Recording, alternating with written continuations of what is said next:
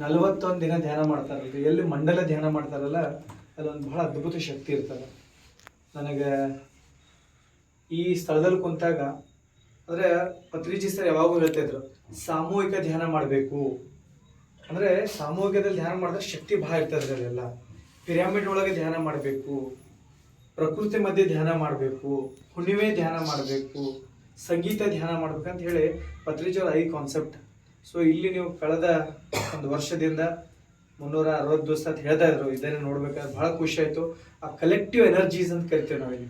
So ಆ ಒಂದು ಶಕ್ತಿ ಇಡೀ ಊರಿಗೆ ಆಯಿತು, ಇಡೀ ಗ್ರಾಮಕ್ಕಾಯಿತು ಒಳ್ಳೇದು ಮಾಡ್ತಾ ಇದೆ. ಸೊ ತಾವೆಲ್ಲರೂ ಕೂಡ ಇನ್ನೂ ಹೆಚ್ಚೆಚ್ಚಾಗಿ ಧ್ಯಾನ ಸಾಧನೆ ಮುಂದುವರ್ಸ್ರಿ. ಸೊ ಈ ಒಂದು ಹಾಡು ಕೇಳಿದ್ರೆ ನೀವು ಇದೇನು ಅಶ್ವತ್ಥ ಅವ್ರದ್ದು ಏನಿದಾರೆ ಅದ್ರಾಗ, ಒಳಿತು ಮಾಡು ಮನುಷ್ಯ, ನೀನು ಇರೋದೆಷ್ಟು ನಾವ್ ಇರೋದು ಗೊತ್ತೈತಿ. ನಾವ್ ಯಾರಾದ್ರೂ ಬರ್ಕೊಂಬಂದೇವೇನ್ರಿ 100 ವರ್ಷ 200 ವರ್ಷ ಇರ್ತೈತಿ ಬರ್ಕೊಂಬಂದ್ರೆ ಹೇಳ್ಬೇಕ ನೀವು ನಾವು ಬರ್ತೇವೆ ಐತೇನಪ್ಪ 200 ವರ್ಷ ಬದುಕ್ತೇವೆ ನೀ ಬದುಕ್ತೇನಪ್ಪಿ? ಯಾರು ಬದುಕಂಗಿಲ್ಲ.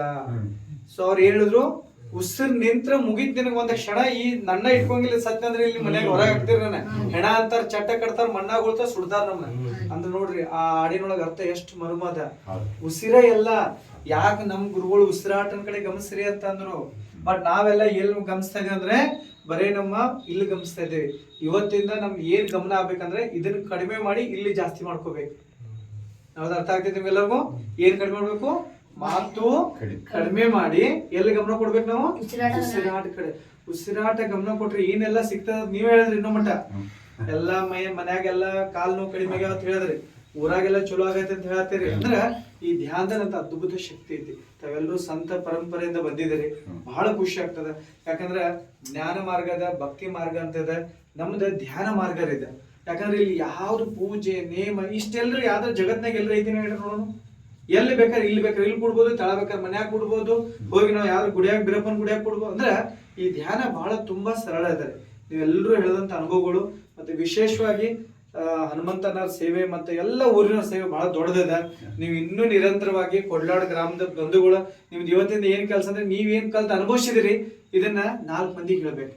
ಪ್ರೀತಿ ಪ್ರೇಮ ಹಂಚಿ ನೀನ್ ಹೋಗಬೇಕು ಅಲ್ಲಿ ಅಂದ್ರೆ ಇದು ನಮ್ಗ್ ಸಿಕ್ಕೈತೆ ಅಂತ ನಾವ್ ಇಲ್ಲಿ ಕೊಡ್ಬಾರ್ದ್ರಿ. ನಮ್ ಮನೆಗೆ ನಮ್ ಊರ್ಗ ಆಗ್ಬಾರ್ದ್ರಿ.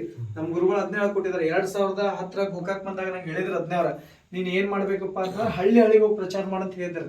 ಇವತ್ತು ಆ ದಿಶೆಯಲ್ಲಿ ನಾನು ಬೆಳಗ್ಗೆ ಹನುಮಂತನ ಫೋನ್ ಹರಿದಾಗ ಇವತ್ತು ನಾನೇ ಬರ್ತೇನೆ ನನ್ನ ಮನಸ್ಸು ಹೇಳ್ತೆ ಇಲ್ಲ ಹಗಲೆಲ್ಲ ಪಾಪ ಅವ್ರು ಬರ್ತಾರು. ಇಷ್ಟೆಲ್ಲ ನಮ್ಮ ಮೇಲೆ ಪ್ರೀತಿ ಕಾಳಜಿ ಇರೋರು ನಾವು ಒಮ್ಮಾರು ಹೋಗ್ಬೇಕು ಕೊಡ್ಲವಾಡ್ಗೆ ಅಂತ ಹೇಳಿ. ಸೊ ಇವತ್ತು ನಾನಾಗಿ ಕೊಡ್ಲವಾಡ ಗ್ರಾಮಕ್ಕೆ ಬಂದೇನಿ. ಬಹಳ ಖುಷಿ ಆಯ್ತು. ಎಲ್ಲ ಧ್ಯಾನ ಮಾಡಾತಾರೆ, ಬಹಳ ಖುಷಿ ಆಗ್ತದೆ. ಇವರೇ ಮುಂದಿನ ಜನರೇಷನ್ ನಮ್ಗೆಲ್ಲ. ಸೊ ಅಂತ ಮಕ್ಕಳಿಗೆ ಪ್ರತಿಯೊಬ್ರು ಪ್ರೇರಣೆ ಮಾಡ್ರಿ. ಬರುವಂತ ದಿನಮಾನದಲ್ಲಿ ಬಹಳ ದೂರ ಇಲ್ಲೇ ಇಲ್ಲಿಂದ 10 ಕಿಲೋಮೀಟರ್ ಆಗ್ತದೆ. ನಾವು ಕೂಡ ಒಂದು Basava pyramid hills meditation centre ಅಂತ ಹೇಳಿ ಒಂದು ಅಂದ್ರೆ ಮನೆಗೋಸ್ಕರ ಅಂತಲ್ಲ, ಒಂದು ಸಮಾಜ ಮುಖಿಯಾಗಿ ನಾವು ಕೆಲಸ ಮಾಡ್ತಿದ್ವಿ. ಸುಮಾರು ಒಂದು 3 ಎಕರೆದಲ್ಲಿ ವಿಶಾಲವಾದಂತ ಒಂದು ಧ್ಯಾನ ಪ್ರಚಾರ ಮಾಡ್ತಾ ಇದ್ವಿ. ನೀವೆಲ್ಲರೂ ಎಲ್ಲಕ್ಕಿಂತ ಭಾಗ್ಯವಂತರ ನೀವರಿ, ಯಾಕಂದ್ರೆ ಬಹಳ ಹತ್ರ ಇದ್ರಿ ನಮಗ. ಸೊ ಎಲ್ಲೆಲ್ಲೂ ಪಿರಾಮಿಡ್ ಬೆಂಗಳೂರು ಹೋಗ್ಬೇಕು, ಹುಬ್ಳಿಗೆ ಹೋಗ್ಬೇಕಂತಿದ್ದ ಒಂದು 10 ನಿಮಿಷ ನೀವು ಬರೋ ದಿನಮಾನದಲ್ಲಿ ಈ ಅದ್ಭುತವಾದ ಪಿರಾಮಿಡ್ ಇಲ್ಲಿ ನಿರ್ಮಾಣ ಮಾಡ್ತಾ ಇದ್ವಿ.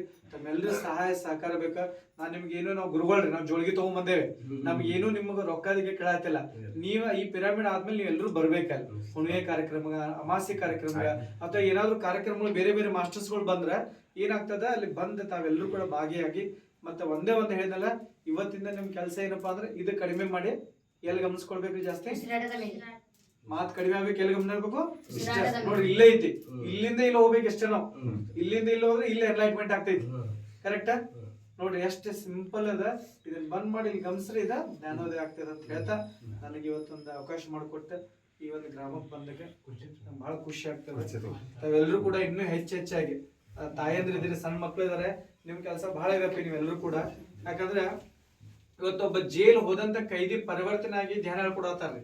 ಬಳ್ಳಾರಿಯಲ್ಲಿ ಒಬ್ರು 2 ಮರ್ಡರ್ ಮಾಡಿ ಬಂದಂತ ವ್ಯಕ್ತಿ ಇವತ್ತು ಜೈಲಿಂದ ಬಂದ ಅವರು 1000 ಜನಕ್ಕೆ ಧ್ಯಾನ ಹೇಳ್ಕೊಡತ್ತಾರ. ಇವತ್ತು ಮಮದಾಪುರ ಕ್ರಾಸ್ ಒಬ್ರು ಕಣ್ಣಿಲ್ದ ವ್ಯಕ್ತಿ ಧ್ಯಾನ ಹೇಳ್ಕೊಡತ್ತಾರ. ಇವತ್ತು ನಮ್ ಗೋಕಾಕ್ದಾಗ ಒಬ್ರು ನಮ್ಮ ಆತ್ಮೀಯ ಸ್ನೇಹಿತರು ಅದಾರ್ರಿ, ಅವರು 3 ಮರ್ಡರ್ ಮಾಡ್ಯಾರ್ರಿ. ಇವತ್ತು ಎಷ್ಟೋ ಮಂದಿ ಅಂದ್ರೆ ಅಜ್ಞಾನದಿಂದ ಇದ್ದಾಗ ನಾವ್ ಏನ್ ಮಾಡಿ ನಮ್ಗೆ ಗೊತ್ತಿಲ್ಲ. ಅವಾಗ ನಮ್ ಕರ್ಮ ಬಂತು ಬಿಡ್ತೋ ಗೊತ್ತಿಲ್ಲ. ಬಟ್ ಜ್ಞಾನ ಮಾರ್ಗಕ್ಕೆ ಬಂದ್ಮೇಲೆ ಇನ್ನು ಯಾವುದೇ ಕಾರಣಕ್ಕೂ ನಾವೆಲ್ಲ ಏನ್ ಮಾಡ್ಬೇಕು? ಶಾಕಾಹಾರಿಗಳಾಗಬೇಕು. ನಾ ಕೊಡ್ಲಾಡ್ ಬಗ್ಗೆ ಹನುಮಂತನ ನಂಗೆ 1 ವರ್ಷದಿಂದ ಹೇಳಿದ್ರಿ. ಏನ್ ಹೇಳಿದ್ರಿ ಅಂತಂದ್ರ ಇಲ್ಲಿ ಜನ ಹೆಂಗಿದಾರಪ್ಪ ಅಂದ್ರ ಬ್ಯಾಟಿ ಆಡ್ ಹೋಗೋರು ಸಿಗುತ್ತಿಲ್ಲ, ಪರಿವರ್ತನೆ ಆಗಿದಾರ. ಅಂದ್ರೆ ಏನ್ ಬೇಟೆ ನಾನ್ ವೆಜ್ ತಿಂತಿದ್ರಿ ಮಾಂಸಾಹಾರ ಇದ್ರಿ ತಾವೆಲ್ಲರೂ ಸಸ್ಯಾಹಾರಾಗಿದ್ರಿ ಅಂದ್ರೆ ಇದಕ್ಕಿಂತ ಹೆಚ್ಚಿಂದ ಏನ್ ಬೇಕು ಅಂದ್ರೆ ನಮ್ ತಿಳಿಲಾರ್ದ ಅಜ್ಞಾನದಾಗ ಏನ್ ಮಾಡೇವಿ. ಬಟ್ ಈ ತಿಳಿದ್ಮೇಲೆ ನಾವು ಮತ್ತೆ ಏನಾದ್ರು ತಪ್ಪು ಕೆಲಸ ಮಾಡ್ರೆ ನಮ್ ಕರ್ಮಗಳು ಬಿಡಂಗಿಲ್ಲ ಅಂತ ಹೇಳ್ತಾ ತಾವೆಲ್ಲರೂ ಕೂಡ ಒಳ್ಳೆ ಕೆಲಸ ಮಾಡ್ತಿದ್ದಾರೆ. ಆದಷ್ಟು ಬೇಗ ಇನ್ನೂ ಕೊಡ್ಲಿವಾಡ ಅಷ್ಟೇ ಅಲ್ಲ, ಇಡೀ ನಮ್ಮ ಬೆಳಗಾಂ ಭಾಗಕ್ಕೆ, ಸವದತ್ತಿ ಭಾಗಕ್ಕೆ ಈ ಧ್ಯಾನ ಪ್ರಚಾರ ಅವ್ರೊಬ್ರೆ ನೀವೊಬ್ರೆ ಮಾಡ್ರೆ ಆಗಂಗಿಲ್ಲ, ಎಲ್ಲರೂ ಕೂಡ ಮಾಡ್ಬೇಕು. ಈ ಒಂದು ದೊಡ್ಡ ರಥ ಹೊಂಟೈತ್ರಿ ಈಗ, ರಥ ಒಬ್ಬರ ಜಗರ ಆಗಂಗಿಲ್ಲ, ಎಲ್ರು ಕೂಡ ಜಗ್ಬೇಕ. ಸೊ ಅದಕ್ಕೆ ಅಂತ ರಥ ಜಗನ ಗುರುಗಳು ಇಲ್ಲ, ಬಟ್ ಅವ್ರ ಎನರ್ಜಿ ಅವ್ರ ಕೆಲಸ ಹೆಂಗ್ ಮಾಡ್ತಾ ಇದ್ದಾಗ ನಾವು ಬಹಳ ಹತ್ರದಿಂದ ನೋಡೇವ್ರಿ.